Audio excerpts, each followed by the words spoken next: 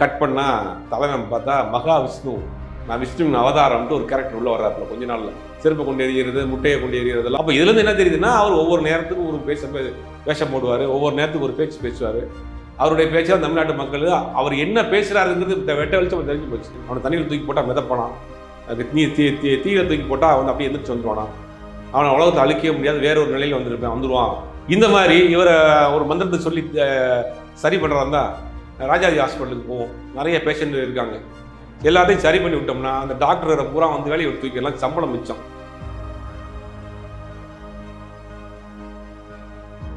Begins YouTube channel viewers எல்லாருக்கும் வணக்கம். இன்னைக்கு நம்மளுடைய கேள்விகளுக்கு விளக்கம் அளிப்பதற்காக நம்மளுடைய இந்த பத்திரிகையாளர் திரு சுபைர் அவர்கள். வணக்கம் சார். வணக்கம். சமீபத்தில் சமூக வலைதளங்களில் ஒருத்தரை பற்றின பேர் வந்து பயங்கரமாக அடிப்படுது. யாருன்னு பார்த்தீங்கன்னா மகாவிஷ்ணு அவர்கள்.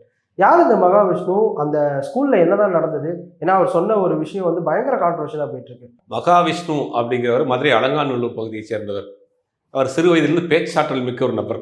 அதனால் இந்த ஸ்டேஜ் ஷோ, இந்த ஸ்டாண்டப் காமெடி இதுகள் எல்லாம் பார்ட்டிசிபேட் பண்ணியிருப்பார். அதெல்லாம் எல்லாருக்கும் தெரிஞ்ச விஷயந்தான். அதுக்காக முயற்சி பண்ணிட்டு இருக்காரு. சென்னையில் வந்து ஒரு இடங்களில் தங்கி படங்கள் நடிக்கிறதுக்கு வாய்ப்புகள் கேட்டிருக்காரு. அப்போ அந்த சேர்ந்து ஒரு படம் தயாரிச்சிருக்கார், நான் செய்த குறும்பு. கயல் சந்திரன் ஹீரோவாக நடித்த படம். அந்த படம் பாதி முக்கால்வாசி முடிஞ்சிட்டு இருக்காரு. அவருக்கு ஃபினான்சியலாக சிக்கல் வந்துருக்கு. ஃபினான்சியலாக சிக்கல் வந்தோடனே அந்த டீம் என்ன சொல்கிறார், இவரே டைரக்ட் பண்ணியிருக்காரு. அந்த ப்ரொடக்ஷன் எக்யூப்மெண்ட்ஸ்லாம் கொடுப்பாங்கள்ல, நான் கொஞ்சம் வெயிட் பண்ணுங்கள், நான் கொஞ்சம் பணம் ரெடி பண்ணி வந்து படத்தை முடிச்சு 2 வெளியில் போனவர் தான். கட் பண்ணால் தலைவன் பார்த்தா மகாவிஷ்ணு, நான் விஷ்ணுவின் அவதாரம்ட்டு ஒரு கேரக்டர் உள்ள வர்றாப்புல கொஞ்ச நாளில். பார்த்தா 7 கண்ட்ரீஸில் வந்து என்னோடய ஆஃபீஸ் இருக்குது அப்படின்ற பயங்கரமாக ஸ்பீச் கொடுக்குறாரு. என்னன்னு பார்த்தா ஒரு 2021 2024 3 வருஷத்துக்குள்ளே எக்கச்சக்கமான வளர்ச்சிகள்.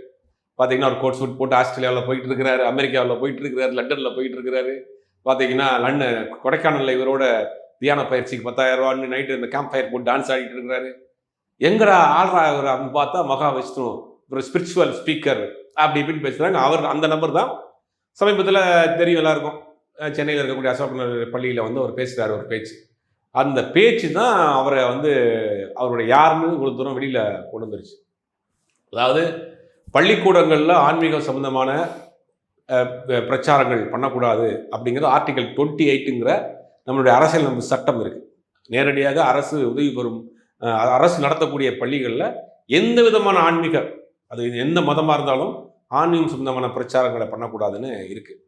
சரி, இவர் அப்படியே ஆன்மீகம் சம்பந்தமாக பகவத்கீதையில் இருக்கக்கூடிய நல்ல விஷயங்களை எப்படி கவனம் சிதறாமல் படிக்கணும், எப்படி நம்ம தாய் தகப்பன்ட்டு எப்படி நடந்துக்கிறணும், நண்பர்கள்ட்ட எப்படி நடந்துக்கிறணும், தீய பழக்கங்கள்லேருந்து நம்ம எப்படி காப்பாற்றிக்கிறணும், எப்படி நம்ம மனதை ஒருநிலைப்படுத்தணும், எப்படி மெடிடேஷன் பண்ணணும், இந்த மாதிரி விஷயங்களை சொல்லிட்டு போயிருந்தாருன்னா கூட பிரச்சனையாக இருக்காது. இந்த அழகா அசிங்கமாக இருக்கீங்களதுக்கு என்ன காரணம் தெரியுமா? நீங்கள் போன ஜென்மம் பண்ண பாவம். நீங்கள் மாற்றுத்திறனாளியாக பிறந்திருக்கீங்க, இதுக்கு என்ன காரணம் தெரியுமா? அதுக்கு நீங்கள் போன ஜென்மம் பண்ண பாவம், கர்மா அப்படின்ற மாதிரியான விஷயங்கள் பேசுகிறப்ப அங்கே மாற்றுத்திறனாளி ஒரு ஆசிரியர் வந்து அத்தனை ஆசிரியர்கள் பார்த்துட்டு இருக்காங்க. கண் குறைபாடோடு இருக்கக்கூடிய ஒரு மாற்றுத்திறனாளி ஆசிரியர், வெளிக்குறைபாடு இருக்கக்கூடிய மாற்றுத்திறனாளி ஆசிரியர் நான் எந்திரிச்சுன்னு பேசினார். நீங்கள் பேசுகிறது அறிவியலுக்கு ஒப்பாக இருக்கா, இல்லை மனிதாபிமானத்துக்கு ஒத்து போகக்கூடிய விஷயமா இருக்கா அப்படின்னு அவர் அங்கே வாய்ஸ் ரைஸ் பண்ணுறாரு. அது பெரிய பிரச்சனையாச்சு. அதுக்கு பிறகு ஒரு கைது பண்ணப்பட்டு இப்போ சிறையில் இருக்கிறார். அவர் தான் இந்த மகாவிஷ்ணு. இந்த சம்பவங்கள் நடந்த சம்பவங்கள். மகாவிஷ்ணு அவர்கள் வந்து ஆஸ்திரேலியாவிலேருந்து நான் மறுபடியும் வந்து சென்னைக்கு வரேன் அப்படின்ற மாதிரி சொல்லியிருந்தாரு. அப்போ அவர் ஏர்போர்ட்டில் வந்து இருக்கும்போது 200க்கும் மேற்பட்ட போலீஸ் வந்து பயங்கர சென்சேஷனலாக அவர் வந்து அரெஸ்ட் பண்ணியிருக்காங்க. ஏன் இவ்வளோ ஆர்வம் காட்டி அவர் அரெஸ்ட்? இல்லை, மாற்றுத்திறனாளிகளுடைய சங்கத்தின் சார்பாக வழக்கு போட்டிருக்காங்க. என்கிட்ட பெர்சனலாக ஒரு மாற்றுத்திறனாளியை சேர்ந்த ஒரு நண்பர் என்கிட்ட பேசினார். எங்களுக்கு இதை கேட்டுட்டு ரொம்ப வருத்தம் போச்சு. நாங்களே அந்த மாதிரியான ஒரு பிரச்சனையில் நாங்கள் இருக்கிறோம். எங்கள் தாய் தகப்பனையும் நீ ஏன் எடுக்கிறாங்க, அவங்க செஞ்ச பாவம்னு பேசுகிறாரு. எங்களுக்கு இந்த வீடியோ பார்த்துட்டு மன வருத்தமாக இருந்துச்சுன்னு ஒருத்தர் பர்சனலாக என்கிட்ட பேசினார். இதை பற்றி என்கிட்ட பேசுங்கன்னு கூட சொன்னார். அந்த மாதிரி மாற்றுத்திறனாளி சங்கத்தை சேர்ந்தவர்கள், தன்னார்வ அமைப்பாளர்கள், சோசியல் ஆக்டிவிஸ்ட், இந்த மாதிரியான ஆட்கள்லாம் கம்ப்ளைண்ட் நிறையா கொடுத்துட்டு இருக்காங்க. இப்போ அந்த மாதிரி ஏர்போர்ட்டில் வர்றப்போ ஏதாவது அசம்பாவிதம் நடந்துடக்கூடாது. இப்போ நீங்கள் ஏதாவது ஒரு விஷயங்கள் பண்ணிவிட்டு யாராவது கோர்ட்டுக்கு கூட்டு போகிறப்ப இந்த பார்த்துருப்பீங்க, செருப்பை கொண்டு எறிகிறது, முட்டையை கொண்டு எறிகிறதெல்லாம் கோர்ட்டில் நடக்கும். இந்த மாதிரியான செய்திகள், அந்த மாதிரியான அசம்பாவிதம் அவருக்கு ஏற்படக்கூடாது. அது பெரிய சென்சிட்டிவான விஷயம் மாறிடும், வேறு மாதிரி மாற்றம் போட்டுருவாங்க அப்படின்றதுனால அவரை வந்து பத்திரமா அவர் ஏர்போர்ட்லேருந்து அழைத்து கொண்டு போய் கோர்ட்டில் சப்மிட் பண்ணி அரெஸ்ட் பண்ணி இப்போ ஜெயிலில் இருக்கிறாரு. இப்போ 2 விதமாக வந்து பிரிஞ்சிருக்கு சார். ஒரு பக்கம் வந்து அவர் பேசுனதுல தப்பு இல்லை அப்படின்ற ஒரு குரூப்பும், இன்னொரு பக்கம் வந்து அவர் பேசுனது முழுக்க முழுக்க தவறு அப்படின்ற மாதிரி 2 குரூப்பாக பிரிஞ்சிருக்கு. அதனால தான் இப்போ இவர் பேசாமல் ஆன்மீகத்தை அது இதுன்னு சொல்லிட்டு போனார். 200 போலீஸ் வச்சு அரெஸ்ட் பண்ணுறதுக்கு அவர் என்ன தீவிரவாதியாலாம் கேட்டிருக்காரு. நான் ஏற்கனவே சொன்ன மாதிரி அவர் ஒரு தமிழ்நாடு முழுக்க சென்சிட்டிவான ஒரு கேஸ் ஆயிடுச்சு.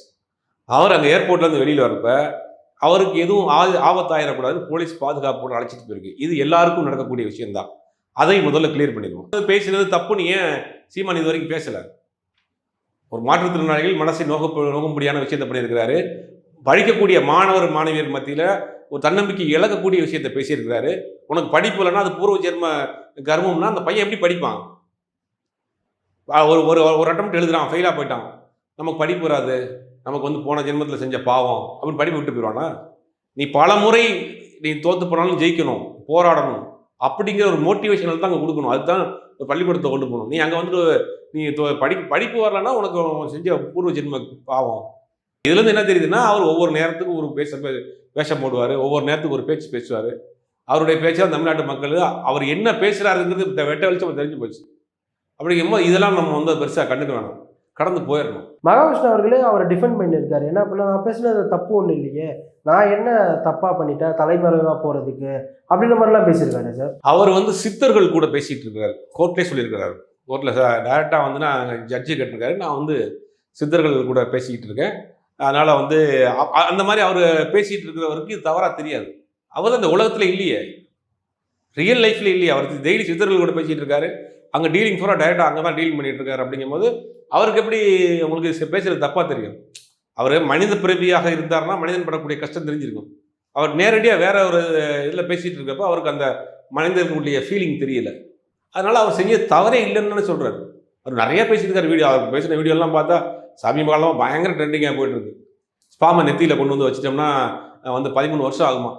இந்த ஸ்பாமை வந்து கீழே விடாமல் அப்படியே கொண்டு வந்து நெத்தியில் இது பண்ணிட்டோம்னா அந்த வந்து வேற ஒரு நிலை அடைஞ்சிருவானா மனிதன். அவனை தண்ணியில் தூக்கி போட்டால் மிதப்பானான், தீயை தூக்கி போட்டால் வந்து அப்படியே எந்திரிச்சு வந்துடுவானா. அவனை உலகத்தை அழிக்கவே முடியாது, வேற ஒரு நிலையில் வந்துடுவான். அதுக்கு வந்து 13 வருஷம் ஆகும் அப்படின்னாரு. இந்தியா முழுக்க இல்லை, உலகம் முழுக்க எடுத்துக்குவோம். அவர் சொல்கிற மாதிரி யாராவது ஒருத்தர் கடை சொல்லுங்க. நிறைய சொல்லியிருக்காரு சார். அதே மாதிரி வந்து ஒரு மந்திரம் படித்தா நோயெல்லாம் சரியாயிடும், நெருப்பு உண்டாகும், அது மட்டும் இல்லாமல் இங்கேருந்து இன்னொரு இடத்துக்கு பறப்போம் அப்படின்லாம் சொல்லியிருக்காரு. இதெல்லாம் வந்து ஓலைச்சுவடியில் வந்து குறிப்பிட்டிருக்காங்க அப்படின்னு சொல்லி இல்லை, இந்தியன் 2ல் சொல்லியிருந்தா கூட படம் வந்து நல்லா போயிருக்கும். அவர் அதெல்லாம் வந்து சங்கர் இந்த விஷயத்த சொல்லியிருந்தாருன்னா சங்கர் அந்த படத்தில் வச்சிருப்பார், படமாவது நல்லா போயிருக்கும். அதை சங்கர் இவரை மிஸ் பண்ணிட்டார், அது ஒரு பக்கம் இருக்கட்டும்.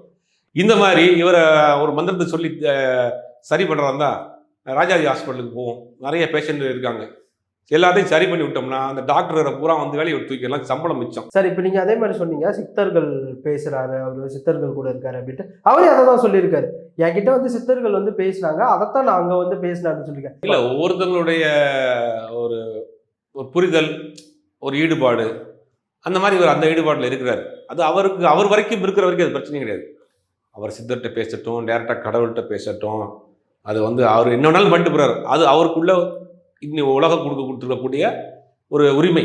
அவர் என்ன வேணாலும் செய்யலாம். அதை வெளியாள்கிட்ட சொல்கிறப்ப தான் பிரச்சனையே வரும். ஒரு வீட்டுக்குள்ளேயே உட்காந்து அவர் சித்தர்களோட டெய்லி பேசிகிட்டே தான் வச்சுங்க ஜாலியாக, அது வந்து யாருக்கும் எந்த பிரச்சனையும் வராது.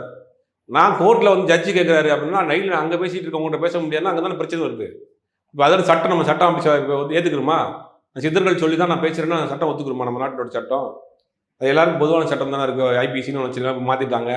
அப்படிங்கும்போது அந்த சட்ட பிரகாரம் வந்து நீங்கள் அங்கே கேட்குற ஜட்ஜி கேட்பாரு, ஐயா என்னையா தப்பு பண்ணீங்களா அப்படின்னு கேட்டோன்னே, நான் உங்கள்கிட்ட பேச மாட்டேன் ஐயா, நான் நேராக சித்தத்தை தான் பேசுவேன்னு சொல்ல முடியுமா ஜட்ஜிட்ட? சட்டத்திட்டம்னு ஒன்று இருக்குது, நாட்டு நடைமுறை ஒன்று இருக்குது. ஆனால் இந்த மாதிரி அந்த சித்தர்கள்ட்ட பேசுகிற வைக்கிறாருன்னா அது அவர் தனிப்பட்ட விருப்பம், அதை நம்ம தவறே சொல்லலை. ஆனால் அது வெளியில் வரப்போது தான் இது பிரச்சனையாக வரும். அவர் தனியாக அவங்க வேணாலும் பேசிட்டு போகலாம், ஒன்றும் பிரச்சனை இல்லை. அது பொது இடங்களுக்கு வரப்போ தான் அது பிரச்சனையாகும். இப்போ அந்த ஸ்கூல் நிகழ்ச்சியில் வந்து அந்த ஆசிரியர் வந்து எதிர்த்து கேள்வி கேட்டிருந்தா, தமிழ் ஆசிரியர். அப்போ வந்து இவர் என்ன சொல்லியிருக்காரு அப்படின்னா, நீங்கள் வந்து என்கிட்ட கேள்வி கேட்கக்கூடாது, ஒரு டீச்சராக நீங்கள் டீச்சர் இடத்துல இருக்கணும், நீங்கள் உங்களை விட பெரிய இடத்துல இங்கே இருக்கிறவங்கெல்லாம் வந்து நான் என்ன கூப்பிட்டுருக்காங்க அப்படின்னு சொல்லியிருக்காரு. யார் அந்த பெரிய இடம், யாரை சொல்லியிருக்காரு? சிஇஓ கேட்குறாரு, அந்த டிஸ்ட்ரிக்ட் எஜுகேஷன் ஆஃபீஸர் டிஇஓ கேட்குறாரு, சிஇஓ கேட்குறாரு, ஹெட் மாஸ்டரே பேசாமல் இருக்காங்க. நீ சாதாரண ஒரு தமிழ் ஆசிரியர், நீங்கள் ஏன் கேட்குறீங்க? உங்கள் பேர் என்ன, உங்கள் பேர் என்னான்னு கேட்குறாரு.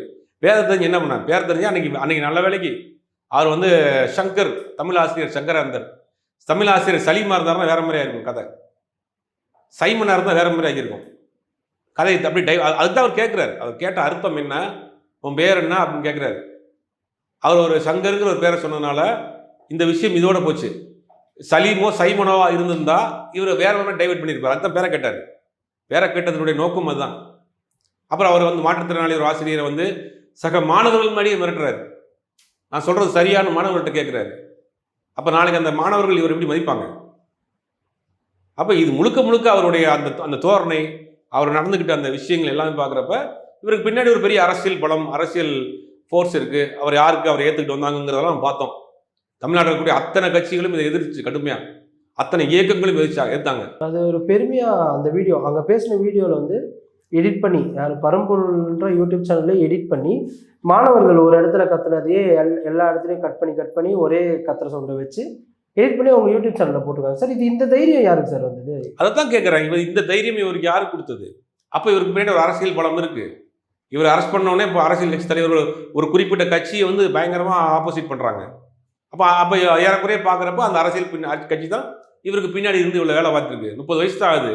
7 கண்ட்ரியில் ஆஃபீஸ் போட்டிருக்கிறாரு. ஏது பணம், எப்படி போனார், யார் விசா கொடுத்தா, அங்கே யார் இவரை கோஆர்டினேட் பண்ணுறா, இதெல்லாம் ஒரு கேள்வி இருக்குல்ல. ஆஸ்திரேலியாவில் ஆஃபீஸ் இருக்குங்கிறாரு, ஆஸ்திரேலியாவில் நிகழ்ச்சி நடத்துகிறேங்கிறாரு. அப்போ ஆஸ்திரேலியாவில் கோஆர்டினேட் பண்ணுறது யார்? ஸ்ரீலங்காவில் கோஆர்டினேட் பண்ணுறது யார்? மலேசியாவில் கோஆர்டினேட் பண்ணுறது யார்? துபாயில் கோஆர்டினேட் பண்ணுறது யார்? அப்போ இவருக்கு பின்னாடி ஒரு பெரிய டீம் இருக்குது, பொலிட்டிக்கல் பேக்ரவுண்ட் இருக்குது, பொலிட்டிக்கல் சப்போர்ட் இருக்குது. அப்படிங்கும்போது இவரை வந்து ஒரு கருவியை அவங்க பயன்படுத்திக்கிறாங்க. இந்தியா வந்து ஒரு இந்து நாடு தான். ஸோ யாருமே வந்து இங்கே மதத்தை பரப்பக்கூடாது அப்படின்லாம் சொன்னதே இல்லை. ஆனால் இவர் பேசின விஷயம் பயங்கர கான்ட்ரவர்சியாக போயிட்டு, இது பணம் சம்பாதிக்கிறதுக்காக பண்ணுறாரா இல்லை அவர் ஃபேமஸ் ஆகணுன்றதுக்காக பண்ணுறாரா? இது வந்து இதில் ஆன்மீகங்களை விட்டுறணும். ஆன்மீகத்தில் தூய ஆன்மீகவாதிகள் இருக்கிறாங்க, அது எல்லா மதத்திலையும் இருக்கிறாங்க. அவங்க வந்து மக்களுக்கு நல்ல செய்யக்கூடிய எத்தனையோ பேர் இருக்கிறாங்க. அது இந்து மத ஆன்மீகவாதியாக இருக்கட்டும், இஸ்லாமிய மத ஆன்மீகவாதியாக இருக்கட்டும், கிறிஸ்தவ மதத்தில் இருக்கட்டும், தொண்டு செய்வதே வாழ்க்கையுடைய ஒரு பணியாக வாழ்ந்தவங்க. அன்னை தெரசா மாதிரி வெளிநாட்டில் பிறந்து வளர்ந்த ஒரு பெண்மணி இங்கே இருக்கக்கூடிய தொழில்நோயாளிகளை தொட்டு தூக்கி வைத்தியம் பண்ணி கடைசி வரைக்கும் அவங்களுக்கு ஏகப்பட்ட பிரச்சனைகள் வந்த பிறகும் பார்த்தாங்க. அப்படி அவங்களும் ஒரு ஏறக்குறைய ஒரு ஆன்மீகவாதி தான். குன்றக்குடி அடிகளார் எடுத்துக்கலாம். எத்தனையோ தமிழுக்கு ஏகப்பட்ட தொண்டுகள் செய்தவர்கள். மதுரை ஆதீனமாக இருந்தவர். அவர் என்ன பண்ணுவார், மதுரை ஆதீனம் இந்த இடத்துல சொல்லணும்னா, அவர் ஒரு இந்து ஆன்மீக துறவி, மதுரை ஆதீனமாக இருக்கார். அவர் ஒவ்வொரு வருடமும் மீலாது விழா நிகழ்ச்சியில் போய் கலந்துக்குவார். கிறிஸ்மஸ் நிகழ்ச்சியில் போய் கலந்துக்குவார். ஒரு சமூக நல்லிணக்கத்திற்கு ஒற்றுமையாக இருப்பார். எல்லாம் ஒற்றுமையாக இருக்கணும்னு பேசுவார். அப்படி ஆன்மீகவாதிகள் வாழ்ந்த பூமி தமிழ்நாடு. எல்லா மதத்தையும் அவங்களுடைய உணர்வுகளை மதிக்கக்கூடிய மக்கள் வாழ்ந்த பூமி. இங்கே வந்து இது ஆன்மீகத்தை விட்டுருங்க. இது ஆன்மீக கேட்டகரியிலே வராது இவர் பேசுறது. இவர் வந்து ஆன்மீகம் வெறுப்பை விதைக்கிறது எப்படி ஆன்மீகமாகும்? ஆன்மீகம் அன்பை மட்டும் தானே சொல்லுது. எந்த ஆன்மீகமாக இருந்தாலும் மனிதன் நீங்கள் மதிக்கணும், மனிதனுடைய உணர்வுகளை மதிக்கணும். யாருக்கும் வந்து தீங்கு, எந்த ஆன்மீகம் வந்து நீங்கள் வந்து அடுத்தவங்களை காயப்படுத்தணும்னு சொல்லியிருக்கு? எந்த ஆன்மீகம் வந்து அடுத்தவங்களை வந்து நீங்கள் வந்து கஷ்டப்படுத்தணும்னு சொல்லியிருக்கு? அன்பை மட்டும்தானே எல்லா ஆன்மீகமும் போதிக்குது. எல்லா மதமும் அன்பை தானே போதிக்குது. அப்போ இவர் பேசுறது ஆன்மீகம் கிடையாது. இது எந்த கேட்டகரியிலும் வராது. இவர் தன்னுடைய புகழை வளர்த்துக்கிறதுக்கு, பணம் சம்பாதிக்கிறதுக்கு பல்வேறு தொழில்கள் பார்த்துருக்காரு. ஸ்டாண்டப் காமெடி பண்ணியிருக்காரு, நடிக்க போயிருக்காரு. எதுலேயும் வந்து கை கொடுக்கல. அப்போ இதை வந்து அவர் பயன்படுத்திட்டார், அவ்வளோதான். போலீஸ் அவர்கள் வந்து அவரை வந்து கஸ்டடியில் எடுத்து விசாரிக்கணும் அப்படின்னு சொல்லி கேட்டிருக்காங்க. அந்த கேஸ் இப்போ என்ன சார் ஆயிடுச்சு? இல்லை, போலீஸ் தரப்புலேருந்து 3 நாள் போலீஸ் காவல் கேட்டிருக்கிறாங்க. நீதிமன்றத்தை அணுகியிருக்காங்க. நீதிமன்றம் அனுமதி கொடுக்கல. அது கொடுத்த பிறகு அவரை கஸ்டடியில் எடுத்து விசாரிக்கிறப்ப பல தகவல்கள் தெரியும். மகாவிஷ்ணு அவர்களுடைய உயிருக்கு எதனா பாதகம் வர வாய்ப்பு இல்லை, அந்த மாதிரிலாம் இருக்காது. போலீஸ் கஸ்டடியில் இருக்கா, லீகலாக என்ன நடவடிக்கை எடுக்கிற மாதிரி இருக்காங்க, கோர்ட்டில் இருக்கிறாங்க, அந்த பாதுகாப்பு வளையத்துக்குள்ள தான் இருக்கிறது. அதெல்லாம் அது வர. இதற்கிடையே செல்வராகவன் அவர்கள் இணையத்துல மகாவிஷ்ணுவை பத்தி பேசின வீடியோ வந்து ரொம்பவே வைரலா போயிட்டு இருக்கு. என்னங்க இது, யாரோ ஒருத்தர் எதையோ உளறிக்கிட்டு நான் ஸ்பிரிச்சுவல் குரு அப்படின்ட்டு கண்டதெல்லாம் பேசிக்கிட்டு இருந்தா உடனே நீங்களும் ஒத்துக்கிட்டு பெட்ஷீட் எல்லாம் எடுத்துக்கிட்டு அப்படியே ஒரு 100 பேரெல்லாம் போய் உட்காந்து முன்னாடி கண்ணை முடிக்குவீங்களா? என்னங்க, உண்மையான குருன்றவரை நீங்க தேடி போவேன், அவரே உங்களை தேடி வருவார். உங்களோட மீட்டிங் தானா நடக்கும். இப்படி டிவியில அட்வர்டைஸ்மெண்ட் கொடுத்துக்கிட்டு மைக்கெல்லாம் இப்படி வச்சுக்கிட்டு நான் உங்களுக்கு மெடிடேஷன் சொல்லித்தரேன், அது சொல்லித்தரேன், இப்படி எல்லாம். ஃபோர்மோஸ்ட் திங் என்னன்னா, உண்மையான குரு தன்னை வெளிப்படுத்திக்கவே மாட்டார். என்னங்க நீங்க அவ்வளவு காஞ்சி போய் கிடக்குறீங்க தியானம் பண்றதுக்கு? ஃபர்ஸ்ட் உங்களுக்கு நான் ஒன்னு சொல்றேன், மெடிடேஷன் தியானம் அதுதான் உலகத்திலேயே ஈஸியான விஷயம். உலகத்துல இருக்கிற எல்லா மதங்களும் போதிக்கிறது கடவுள் உங்களுக்குள்ள இருக்கான்றது தான். உலகத்திலே ஈஸியான விஷயம் அப்படின்னா நம்ம ஈகோ தன்னால ஒத்துக்குமா? அதுக்கு நீங்க கஷ்டப்படணும், அதுக்கு இது பண்ணணும், உருளணும், பொருளணும், அப்படியே அப்படி மந்திரம் சொல்லணும், இதுதான் அப்படின்னு உங்க மனசு சொல்றதுதான் எல்லாம். இருக்கிறதுல ஈஸி புத்தரோட டெக்னிக் தாங்க. ஜஸ்ட் இங்க இது பாருங்க, நாஸ்ட்ரில் சொல்லுவோம், காத்து போற இடம் சொல்லுவோம் நம்ம. அதுல உங்க நினைப்பை வைங்க. நீங்க மூச்சு இழுக்கிறது மூச்சு விடுறதெல்லாம் பத்தி கவலைப்படாதீங்க, அது தன்னால நடக்கும். நடுவுல வேற ஏதாவது நினைப்பு வந்தாலும் அதை அவாய்ட் பண்றதுக்கெல்லாம் முயற்சி பண்ணாதீங்க. அது பாட்டுக்கு வரும், கொஞ்ச நேரம் இருக்கும், அதுவே போயிடும். அப்புறம் மனசை நீங்களே திருப்பி இங்க கொண்டு வந்துருங்க. இதே தான் நீங்க பண்ணணும். காலங்கள் போக போக தன்னால மத்த தாட் எல்லாம் நிக்க ஆரம்பிச்சிடும். இவ்வளவுதாங்க. புத்தர் இததான் சொல்றாரு, தானா நடக்கும். நீங்க இப்போ நீச்சல் குளத்துல குதிச்சா மாதிரிதான், அருவியில குதிச்சா மாதிரிதான். நீங்க ஸ்விம்மிங் பண்ணிக்கிட்டே இருந்தா ஒரு நாள் ஸ்விம்மிங் தன்னால வந்துரும். நான் ஒண்ணு சொல்லிக்கிறேன், இத மாற்று கருத்து உலகத்துல இருக்க யாராவது எனக்கு சொல்லுங்க அப்படின்னா நான் ஒத்துக்கிறேன். இதுக்கு மாற்று கருத்தே கிடையாது. இந்த வீடியோ உங்களுக்கு பிடிச்சிருந்தா லைக், கமெண்ட், ஷேர் பண்ணிக்கோங்க. இதே போன்ற வீடியோக்களை தொடர்ந்து பார்க்க begin cinema YouTube channel subscribe பண்ணிக்கோங்க.